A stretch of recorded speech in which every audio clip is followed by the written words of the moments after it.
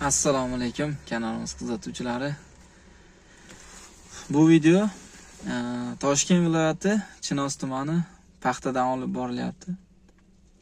O'zimizni dehqonchiliklarni qo'yib boraman. Bugun pink sara ro'zuy pomidorlarimizni terimini qildik biroz. Yarimidan sal kamroq joyini terdik. 1 tonna 100 chiqdi. Tozasi, kattasi, kichkinasi 100 kilo chiqdi. Kattasi 10 ming so'mdan bo'ldi. Kichkinasi 8 ming so'mdan bo'ldi, maydasi. Endi ertaga xudo xolasa qolganlarini teramiz. 11,5 sotilikdagisini. Endi sal kamroq chiqadi. Bu ham shu 1 tonna atrofida chiqib qolsa kerak.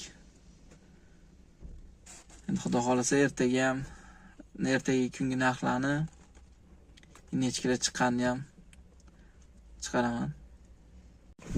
Pink sara ro'zuy pomidorlarimizni terimlarini qildik.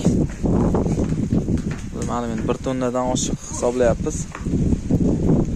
Necha kilo chiqadi? Narxi 10 mingdan bo'ldi bugungi kunga.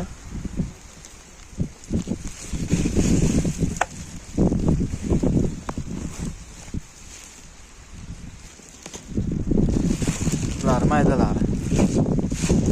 maydalarni ham terib alohida qilib qo'ydik.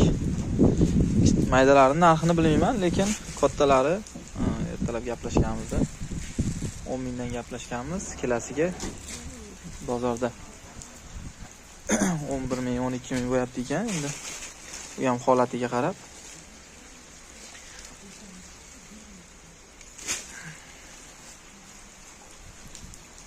Bu o'sha 1-fevralda terganimizni endi bir 4-terimini, 3-terimini qildik endi. Gidetda 14 million atrofida, 12 million atrofida sotildi. 8 sotigidan. Endi bu yil bilmayman, kech qoldirasa ham hosillari mayda, ham kech qoldi. Biz o'tgan yili 7-aprelda ekkan pomidorimizni 1-terimini 10 mingdan terdik. Bu yil